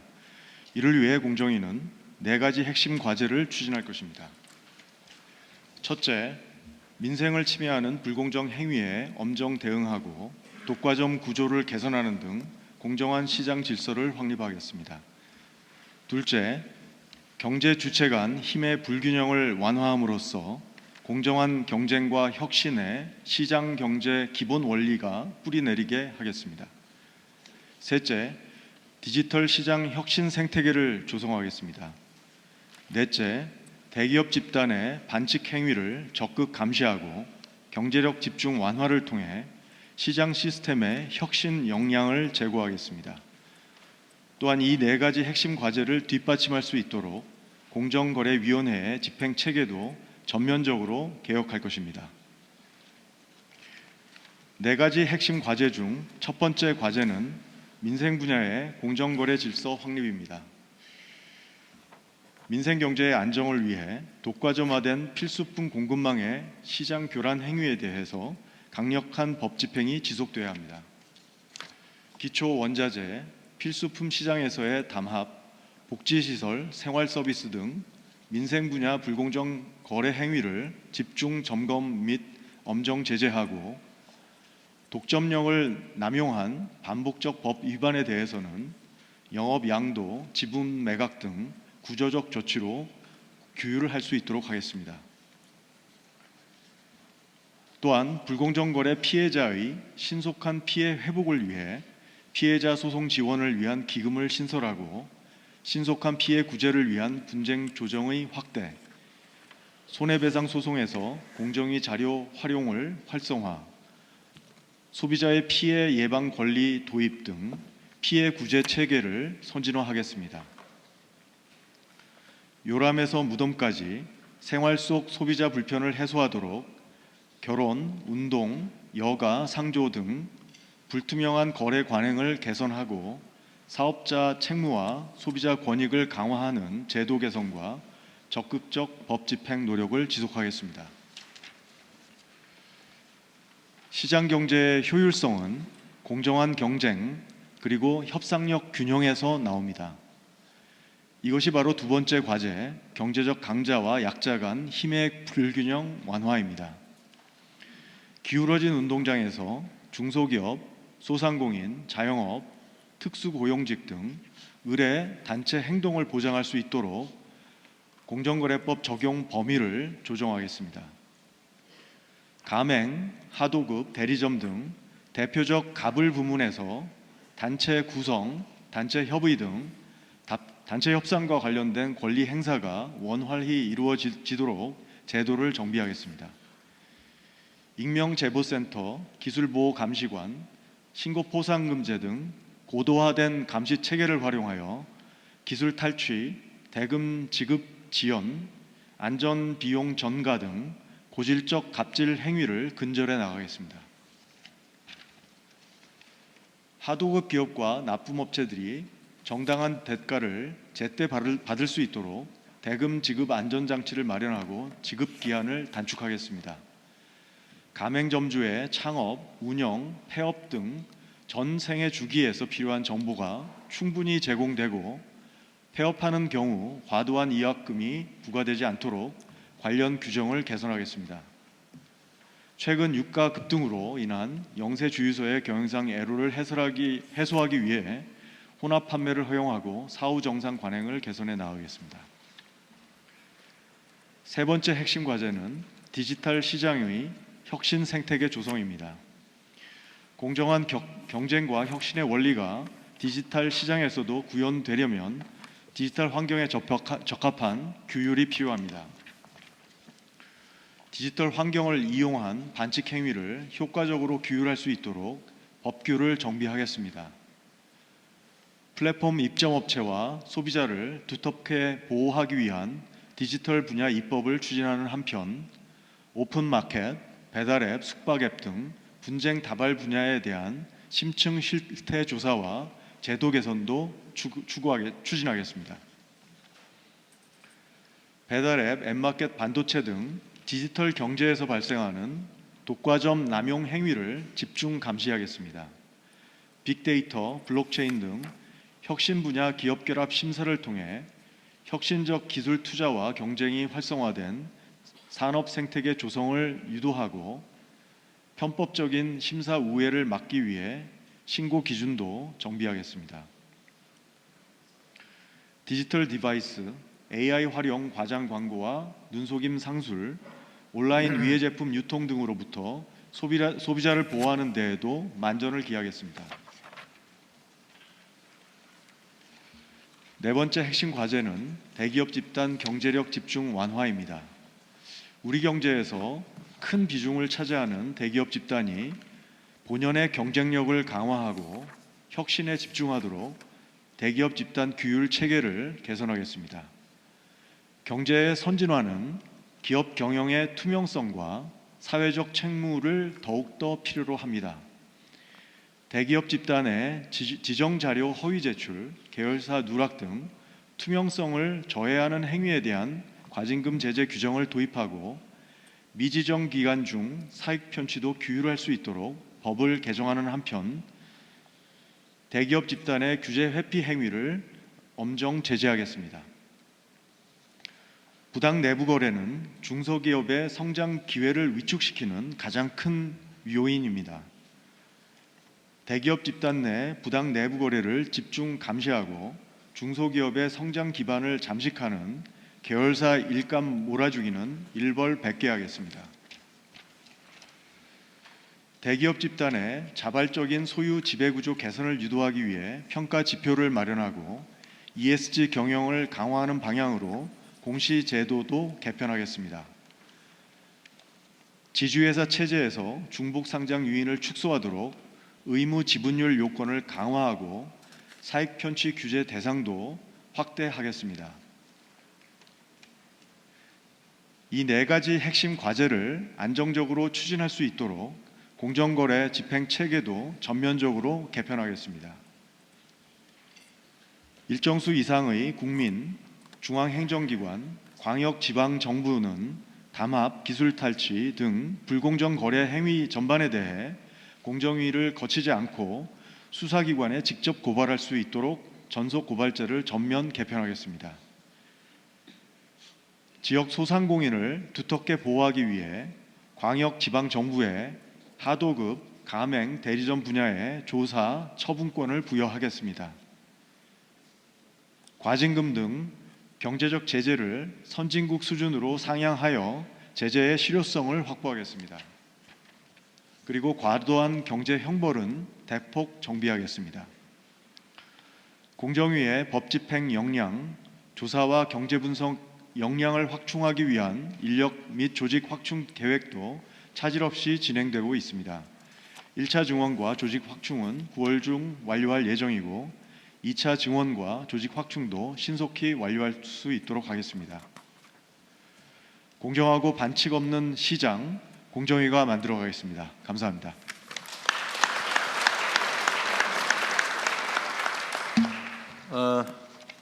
이거 지금 공정위는 조사를 해가지고 지금은 검찰에 고발하게 돼 있잖아요. 네. 수사는 검찰이 하는데 앞으로 수사 기소가 분리됐으면 이제 앞으로 공정위 사건 수사는 어디서 합니까? 검찰청에서 하던 역할을 중수청에서 하는 것으로 중수청으로 지금 하는 거예요? 바꾸고 있습니다. 네. 그리고 내가 이거 아직 판단을 못 하고 있었는데 전에 왜 이제 고발권을 지방 정부에도 주자고 했더니 네. 지금 광역 지방 정부에만 고발권을 주고 네. 기초 지방 정부는 광역 지방 정부의 고발 의뢰권을 주는 걸로 이렇게 되는 것 같아요. 예, 그렇게 지금 여러 부처의 의견과 지방 그래요? 정부 의견을 듣고서 이제 그렇게 근데 정리했습니다. 기초 지방 정부도 그냥 바로 고발하면 되지 않습니까? 근데 왜 광역을 거쳐야 되죠? 지금 이제 실제 그런 사례가 많지는 않을 것 같은데. 많지는 않습니다. 많지는 않지만 지금 고발을 할 때 좀 일관성 있게 지방자치단체뿐만 아니라 정부 부처가 일관성 있는 고발 방침을 가질 수 있는 체계를 만드는 게 중요하다고 근데 뭐 생각합니다. 광역지방정부가 그냥 묵살하고 이러면 어떡해요? 고발 심의위원회를 두게 하는 방향으로 그게 하고 저기 그 예를 들면 지방정부도 나름의 지방 정부인데 네. 그 무리하게 엉터리로 하지는 않을 텐데 다만 기준이 들쭉날쭉할 수 있다. 예. 그러면 광역지방정부에서 함부로 그러면 거부하지 못하게. 네. 그것도 권한이라고 자기는 마음대로 권한 행사를 고발심의위원회를 통해서 좀 엄정하고 객관적으로 법 집행을 할 수 거부하려면 있도록. 상당한 이유가 있게 네. 그렇게 정치를 좀 만들면 될 것 같네요. 네. 그다음에 지금 이제 공정거래법에 특별한 예외를 뺀 나머지는 예를 들면 하청업체들이 집단으로 그 원청에다가 부당히 시정 요구를 하거나 하면 지금 공정거래법 위반이잖아요. 현재는. 예, 이걸 고치자고 전에 우리가 얘기 많이 했잖아요, 그죠? 그렇습니다. 예, 이게 이 힘의 균형이 안 맞는 상태에서 협상을 하면 이게 공정하지가 않거든요. 네. 이 균형을 맞춰 주려면 단합 단결을 그렇습니다. 허용해야 되는데 이게 만약에 이제 담합으로 가가지고 이게 힘센 쪽이 연합을 해가지고 나쁜 짓을 하면 안 되지만 힘 약한 그렇습니다. 쪽이 연합을 해서 네. 힘의 균형을 이루는 건 보장을 해줘야 되잖아요. 네. 그래서 지금까지 공정거래법은 을들이 연합하는 걸 금지했단 말이에요. 예. 이거 개정하기로 했는데 지금 진척은 어떻게 됐어요? 지금 법 개정안이 마련돼 있고요. 안이 그래서 마련돼 의뢰 협상력 행사와 관련된 단체 행동에 대해서는 법 적용을 제외하는 방식으로 지금 개정안이 마련돼 있습니다. 개정안을 만들고 있는 중이고 그렇습니다. 국회에는 아직 진척은 안 돼 있는 상태군요. 네. 알겠습니다. 요것도 지금 약간의 산하 기관들이 있죠. 공정거래 조정원은 조정 의뢰를 받았을 때 조정하는 건가요? 조정원? 왼쪽에 있습니다. 저희 주된 업무가 그 갑을 관계에 있어서 사업 활동 과정에서 피해가 발생했을 때 분쟁 조정을 저희 조정원에 의뢰를 하고 있고 저희가 요청을 받으면 하는 걸로. 예, 조정을 지금 업무를 하고 있습니다. 그 저기 아까 말씀드린 대로 우리 국민참여단에서는 이 두 가지 동시에 지금 보고했으니까 의견 있으면 말씀하십시오. 예, 앞에 세 번째 분 드리겠습니다. 네, 안녕하십니까. 경기도 김포에서 외식 사업을 하고 있는 지용입니다. 저는 배달앱 수수료 관련한 내용을 이야기하려고 합니다. 대통령님께서 지사 시절 공공 배달앱인 배달특급을 시작으로 배달앱 수수료 상한제와 플랫폼 수수료 부담 완화 등의 정책 비전을 통해 자영업자의 구충에 깊은 관심을 가져오신 점을 잘 알고 있습니다. 하지만 현장에서 일하는 자영업자의 입장에서는 이 정책들이 실질적으로 추진이 되고 있는지에 대한 의문이 있습니다. 현재 저희 매장에서 배달앱으로 12,000원짜리 김치찌개를 팔면 배달앱 관련 비용으로 절반 이상이 나가게 되고 실제 정산 금액은 5,000~6,000원에 불과합니다. 재료비, 인건비, 임대료 등을 빼고 나면 실제 남는 돈은 1~2,000원밖에 되지 않습니다. 저희가 6년 전에 오픈을 했는데 6년 사이에 이 같은 매출이 나와도 저희가 가져가는 금액은 거의 절반 가까이 떨어져 있는 상황입니다. 이처럼 한계에 다다른 자영업자들이 숨통이 좀 트일 수 있도록 배달앱 수수료 상한제 같은 실질적인 법적 규제 장치를 조속히 마련해 주실 것을 부탁드리겠습니다. 감사합니다. 저게 참 이게 제가 경기도지사 때 저 문제 때문에 경기 배달 특급이었던 것 같은데, 하여튼 공공 배달 앱을 만들어서 민간과 경쟁을 해서 민간이 마음대로 못하게 하려고 시도를 했었는데, 제가 퇴임한 이후에 그 배달 앱에 대한 지원이, 재정 지원이 확 줄어들면서 사실상 없어지다시피 해버린 것 같아요. 근데 그때 중소기업부에다가 이 공공 배달 앱이 전국의 자치단체들이 막 여기저기서 하고 있거든요. 잘 되는 데는 잘 되고 안 되는 데는 안 되고 그러는데, 이게 사실은 공공 영역에서는 정보를 가지고 있잖아요. 근데 민간은 그걸 어떤 계기를 통해서 다 수집을 하는데, 공공 영역은 그걸 가지고 있으니까 그거를 활용해서 그 안에서 뭐 자유롭게 사업을 하게 하든지, 아니면 공공이 참여하는 뭐 민간 법인, 경기도 주식회사가 사실 그런 거였는데, 그렇게 하는 걸 지원하든지 해서 좀 경쟁 체제를 유지해야 되지 않냐는 생각을 일단 하고 있어요. 근데 이거를 가격을 직접 정하는 거는 사실 이게 제소당할 일이죠. 약간 문제가 있죠. 이게 시장 원리에 좀 반하는 거라서. 근데 지금 이 배달 앱 관련해서는 무슨 어떤 회사가 다 거의 다 인수를 다 해가지고 지금 독점 문제 때문에 별도로 운영을 하고 있는 상태죠. 지금 현재 배달의 민족은 우버가 인수하는 걸로 기사화되어 있어서 독일 회사에서 우버로 또 넘어가는 거예요? 네, 독일 회사를 미국 회사가 인수하는 걸로 지금 되어 있고요.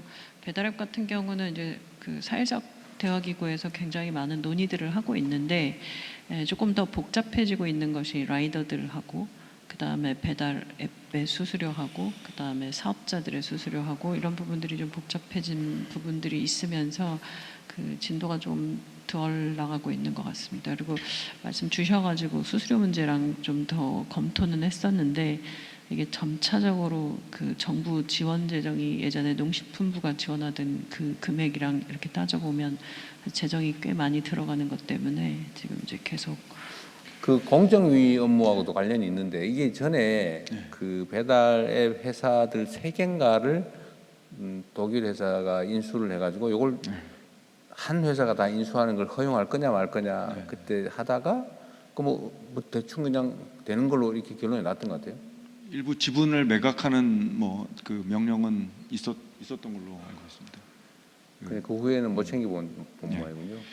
근데 이게 배달앱 시장은 독과점화가 그 우리가 일반적으로 아는 오프라인 시장에 비교했을 때 비교할 수 없을 정도로 독과점화가 진행되어 있습니다. 독과점을 해야 효율성이 높아지는 문제가 있지. 그러니까 물론 규모의 경제성을 이제 추구하려면 어느 정도 규모가 있어야 됩니다. 그런데 이제 너무 과도하게 몇 개 기업이 독과점을 하면은 경쟁이 제한되기 때문에 그것이 또 효율성을 저해하는 요인인데요. 공공 개발 앱이 성공할 수 없는 이유는 그 독과점화가 너무 진행돼서 이 독과점 사업자와 경쟁이 상당한 제한이 있습니다. 일단 소비자망, 입점업체의 어떤 그 네트워크 이런 것들이 독점 사업자에 비해서 상대가 되지 않습니다. 그래서 이제 경쟁에서 이제 질 수밖에 없는. 그런데 그거는 좀 판단은 좀 다를 수 있고요. 네, 중기부 이채관입니다. 공공 배달앱에 대해서 조금 더 설명드리겠습니다. 잠깐만, 그게 하여튼 지역 화폐 입점 업체 망이 있기 때문에 사실은 그렇게 불리하지는 않죠. 지금 이제 땡겨요라는 그 일종의 공공 배달 앱입니다. 거기가 좀 성공적입니다. 그래서 서울에서는 10% 정도 되는 걸로 알고 있는데요. 거의 상당히 성공한 케이스이고요. 지금 독과점화를 엄정하게 제재해서 이 독과점 기업들의 경쟁 제한성을 해소하는 것이 이 공공 배달앱이 이 시장에서 자기 영역을 넓혀갈 수 있는 가장 사실상 거의 독점화 돼 버리지 않았나요? 지금 그때 좀 약간 애매한 방법으로 인수를 한 개인가를 빼고 합병을 했는데 그 한 개도 사실은 실질적으로 지배하는 자회사 비슷하게 돼가지고. 예. 그래서 지금 실질적으로 두 개 기업이 거의 90%의 시장을 가지고 있다고 보시면 되고요. 그 기업들이 지배하는 소비자라든지 입점업체망은 수백만에 이릅니다. 그러니까 이 수백만, 천만이 넘습니다. 이 사용자 네트워크가 이거를 이길 수가 없습니다.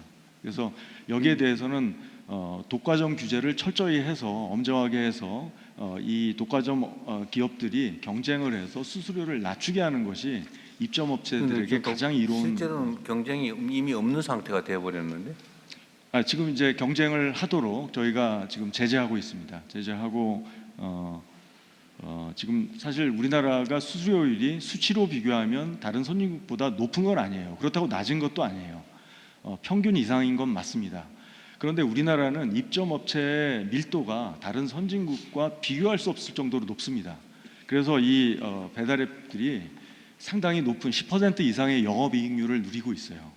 그래서 제가 보기에는 우리 시장에서 입점업체의 공급이 워낙 많기 때문에 수수료율은 지금보다 훨씬 낮은 수준으로 가는 것이 경쟁 질서라고 생각합니다. 소상공인진흥공단 잠깐 말씀만 해주십시오. 대통령님이 경기도지사 하시던 시절에 경기도에서 만든 배달앱, 공공 배달앱이 되게 성공적이었거든요. 군산에서도 성공적으로 돼가지고 그 지역 내에서는 거의 60% 이상을 할 정도로 성공적이었습니다. 근데 이게 왜 이제 쓰러졌냐면은 첫째는 지방자치단체장님들이 그 자리를 다른 분으로 바뀌었을 때 거기에 관심이 없어져 버리면 그냥 지원을 안 하면서 없어져 버렸는데 그거는 계속 반복될 수 있기 때문에 좀 위험하더라고요. 그래서 이 부분이 공공 배달앱이 살아나려면은 사실은 전국적인 망을 가져야 된다. 그래서 중소기업청 국부에서 해야지. 그래서 전국적인 망을 가져야 되고 그러려면은 지금 하고 있는 데들 중에서 특정 업체를 내가 거론은 못하지만 그런 부분들이 사실은 유지되고 있는 것이 수수료를 낮게 하면서 유지되고 있거든요. 그 한 업체는. 그러면 그런 부분들 민간 업체하고 아까 대통령님 말씀하신 것처럼 민간과 공기업이 같이 할 수 있는 어떤 그런 시스템을 만들어 가지고 공공 배달앱의 전국망을 만드는 것도 괜찮다. 그래서 공공이 직접 운영하는 건 그렇고 관여하고 지원하되 민간이 주도권을 갖게 하면 방법이 될 텐데 그런 방식으로 좀 지금은 하여튼 수수료 통제를 좀 직접 해보면 어떠냐는 건데 그거는 현실적으로 쉽지는 않은 거죠. 현실적으로 수수료 상한을 어느 정도 수준에 책정하느냐의 문제인데요. 상한을 지나치게 낮게 책정하지 않는 한은 그것도 법률상으로 할 수는 있는 일이에요. 그렇습니다. 충분히 특히 영세 소상공인 같은 경우는 수수료를 좀 낮게 가져갈 수 있도록 유도할 수 있습니다. 지금 제한도 있고 내부 검토도 하고 있는 것 같은데 하여튼 이 독점에 따른 너무 과도한 수수료 문제는 적절하게 통제할 수 있으면 권한을 가지고 통제를 해보도록 하시죠. 예. 네. 오늘 요 얘기는 요까지 하시죠. 뭐 얘기하십시오.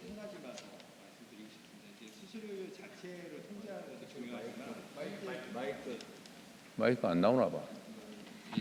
수수료율 자체를 통제하는 것도 중요하지만 아까 말씀한 절반이 이제 떨어져 나갔다고 하는데 그 항목들이 굉장히 여러 개가 들어 있습니다. 플랫폼 수수료도 있고 배달 수수료도 있고 각종 어떤 항목들이 포함되어 있는지가 공개가 안 되기 때문에 이 부분을 좀 법 개정을 통해서 공개하도록 의무화하는 것도 굉장히 효과적일 것 같습니다. 필요한 조치는 공정거래위하고 같이 한번 해보시죠. 네, 또 다른 분. 뒷줄 세 번째 분 마이크 드리겠습니다. 네, 안녕하십니까. 공정위에 관심을 가지고 있는 경북 예천 출신 김재현입니다. 예천에서 오신 건 아니고요. 네, 서울에 살고 있는데 예천 출신입니다. 근데 왜 예천이라고 하셨어요? 지금 학교 때문에 서울에 왔었습니다. 먼저 국민과 직접 소통하는 뜻깊은 자리를 마련해 주신 대통령님께 감사드립니다. 위원장님께서 아까 발표해 주실 때 핵심 과제 3번으로서 디지털 시장 혁신 생태계 조성을 언급해 주셨습니다. 이는 AI 시대에 중요한 과제가 될 것이라고 생각합니다. 최근 온라인 쇼핑 플랫폼은 소비자의 관심사와 구매 이력 등을 분석해 상품을 추천하는 알고리즘을 적극 활용하고 있습니다. 이러한 기술은 소비자에게는 더 편리한 선택을, 그리고 기업에게는 새로운 성장 기회를 만들어주고 있다고 생각합니다.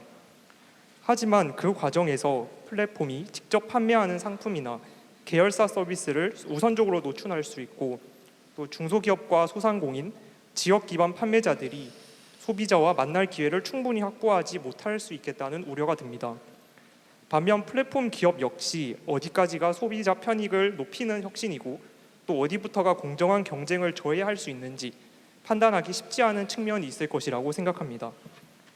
이와 관련해서 공정위에서도 디지털 시장의 특성을 반영한 심사 기준을 마련하고 관련 연구를 지속하는 것으로 알고 있습니다. 이에 저는 이러한 노력이 현장에서 더욱 예측 가능하게 작동할 수 있도록 플랫폼의 추천 알고리즘과 또 자사우대 행위에 대한 판단 기준을 지속적으로 구체화하고 또 기업과 국민에게 보다 이해하기 쉽게 안내해 주실 것을 제안드립니다.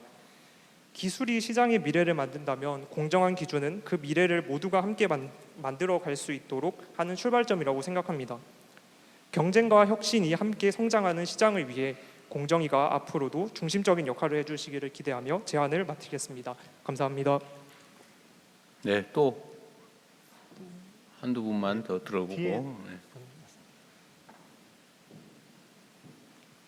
네, 안녕하십니까. 저는 이제 부산에서 모두의 창업 1차 라운드 로컬 트랙을 이제 통과하고 이제 예비 창업자 자격으로 이제 대학 생활을 병행하고 있는 박만재라고 합니다. 먼저 모두의 창업 사실 정말 뜻깊은 기회인데 이 기회를 주신 이제 국무총리님과 이제 중기부 공무원분들께 진심으로 감사의 말씀드립니다. 다만 제가 이번에 모두의 창업을 하면서 크게 조금 두 가지 문제점이 좀 아쉬웠다고 생각을 들었습니다.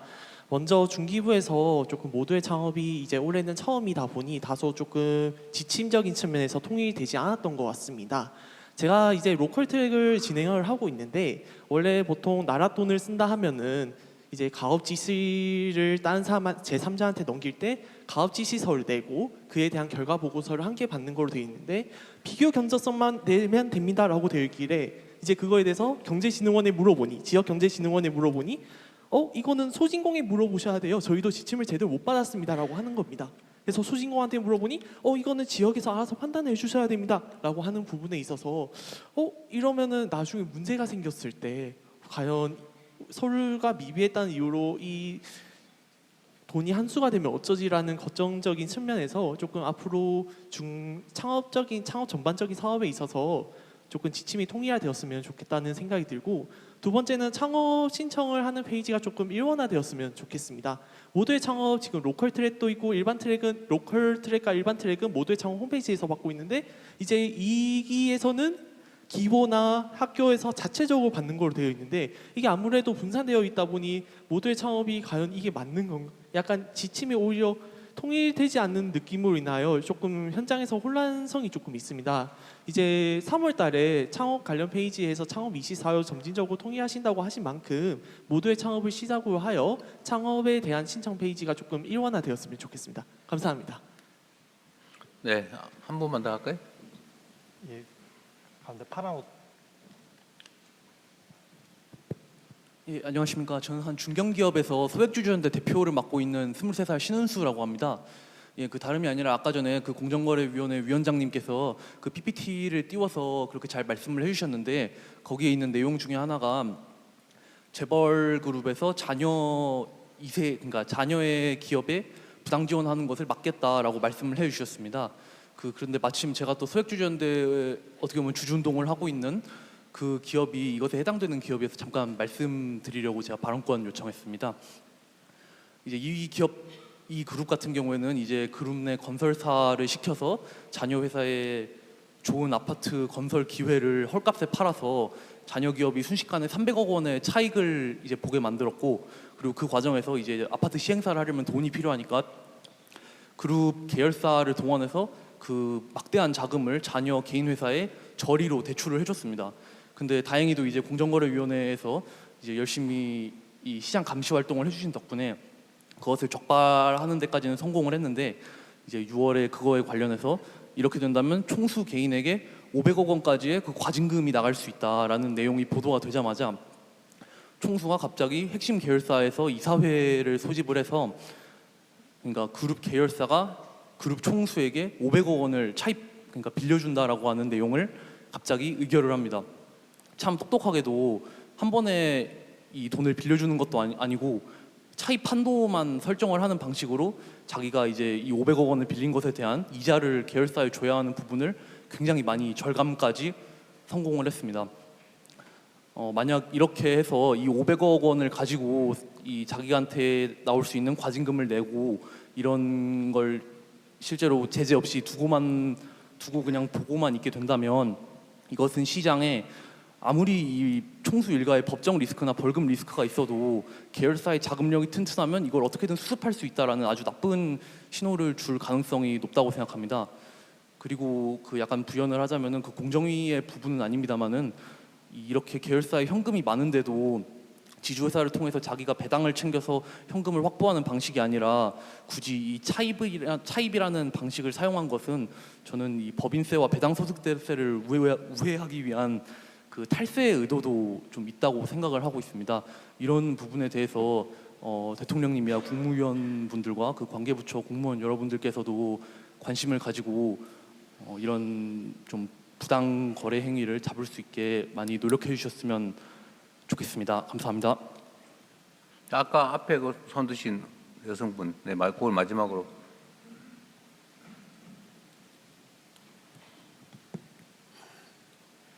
안녕하세요. 발언 기회를 주셔서 진심으로 감사드립니다. 저는 그동안 직장생활도 열심히 하고 사업도 뭐 조그맣지만 열심히 해서 꼬박꼬박 저축한 돈으로 생활형 숙박시설에 투자를 했습니다. 근데 투자 후 실상을 보니 분양 당시 서명한 계약서 외에 시행사와 관리 운영사 간에 이면의 협약서가 존재한다는 걸 알게 되었고 이 부분에 대해서 굉장히 저희 소유자들이 부당하고 비상식적이다라고 주장을 하고 요구하지만 저희 소유자들에게 지금 희생을 강요하고 있습니다. 그래서 현재 공정거래위원회 불공정 약관 심사 청구, 한국소비자원 집단 분쟁 조정, 회계자료 열람 청구 등 할 수 있는 모든 절차를 지금 밟고 있습니다. 그러나 개별 소유자들이 각자의 힘으로 대응하기에는 구조가 너무 견고하다는 걸 알게 됐습니다. 그래서 이 부분에 대해서 국가의 관심과 제도적 정비를 간곡히 요청드립니다. 감사합니다. 네,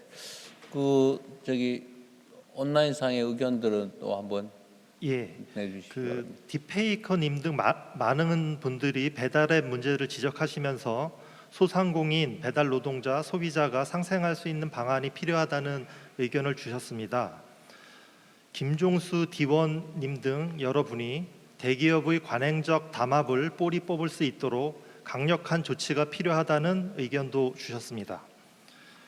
당우 3018님께서는 공정위 업무가 점점 중요해지고 있는 상황에서 공정위 전문성 향상을 위해 대책이 필요하다는 의견을 주셨습니다. 이상입니다. 네. 자, 어쨌든 의견도 들어봤고 또 여러분들 준비도 열심히 하셨는 거 잘 들었습니다. 공정위 또 노동부, 중기부 많은 성과도 내주셨고 또 열심히 해주신 덕에 국가 발전도 또 국민의 삶의 개선도 많이 이루어진 것 같습니다. 앞으로도 최선을 다해 주시길 바라고요. 공직자들이 어떤 태도로 어떻게 일하냐에 따라서 그 국가의 운명 또 그 국가 구성원 전부의 삶이 인생이 걸려 있습니다. 제가 자주 공무원의 1시간은 5,200만 시간이다 이런 말씀을 드리는데 어쨌든 여러분들이 하는 판단 또 여러분들이 하는 행동 여러분들이 하는 그 어떤 공적 활동도 온 국민에게 영향이 있습니다. 공직이라는 걸 오래 하다 보면 그냥 우리는 서류에 써져 있는 하나의 그냥 대상으로 인식하지만 그 안에 쓰여져 있는 수많은 사람들은 자신들의 인생이나 사업의 성패가 달려 있죠. 그래서 여러분들이 하시는 일이 얼마나 엄중하고 또 귀한 일인지를 언제나 한 번씩은 생각해 주시길 바랍니다. 어쨌든 요즘은 너무 고생들을 많이 해서 미안하게 생각됩니다. 휴가도 못 갔죠? 예. 대통령이 휴가를 안 가고 막 그러니까 다들 휴가도 못 가는 모양인데 예. 저는 집에 있는 게 휴가예요. 예. 여러분들은 휴가 이제 보고 끝났으니까 마음 편히 휴가도 다녀오게 하시고 여러분도 가셔야 될 뿐만 아니라 여러분들의 그 부하 직원들이 또 갈 수 있게 해줘야 됩니다. 쉴 때는 좀 쉬어가면서 하시면 좋겠어요. 네, 수고하셨습니다. 이것으로 세 개 부처의 업무 보고를 마치겠습니다. 대통령님께서 먼저 이석하시겠습니다. 다른 참석자분들은 잠시 자리에서 대기해 주시기 바랍니다.